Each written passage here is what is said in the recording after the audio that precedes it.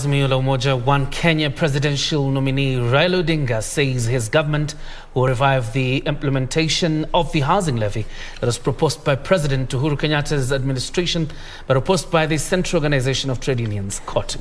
Raila says the levy will be crucial in his bid to initiate massive infrastructural development in urban settlements across the country to avert a housing crisis occasioned by the rural-urban migration. Wycliffe Okech reports from Kisumu County. The Azimio Umoja-One Kenya presidential nominee Raila Odinga says he has devised a wider plan to initiate massive transformation in urban settlements. We need to come up with proper planned development. You've got shelter, yes.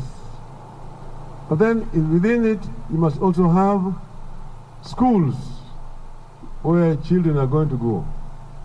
You must have also health facilities for treatment of the people.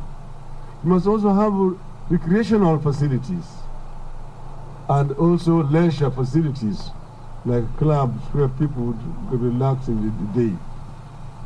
This really should be made a part and parcel of the government policy. To realize this, the former Prime Minister says he will seek to revive the housing levy that was proposed by the government of President Uhuru Kenyatta but shot down by the Atwoli-led Central Organization of Trade Unions.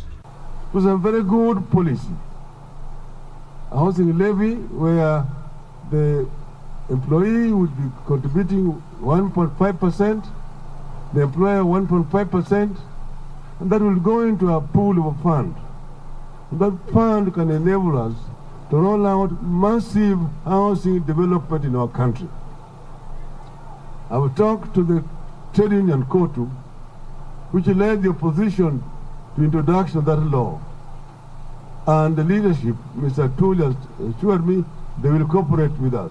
Should the Azimio One Kenya political camp emerge victorious in the forthcoming general elections, Raila says his government will not spare anyone accused of grabbing public land. In Nairobi, nearly 60% of the population live in slums. You have Kibera, you have Ukuru Kwanjenga, you have Madare, you have Kawangware, and so on. This is also seen here in Kisumu. There is a shortage of housing, formal housing. This is something that needs to be arrested and reversed. Of investors acquiring large tracts of land, especially in urban areas, and waiting for the prices to escalate before selling them has greatly hindered provision of affordable housing. We hope that we can look into this matter with the National Assembly and ensure that land is not used for speculation but for development.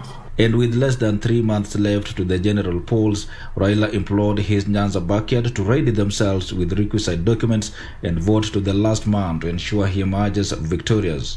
For Prime Edition, I am Wycliffe Okech.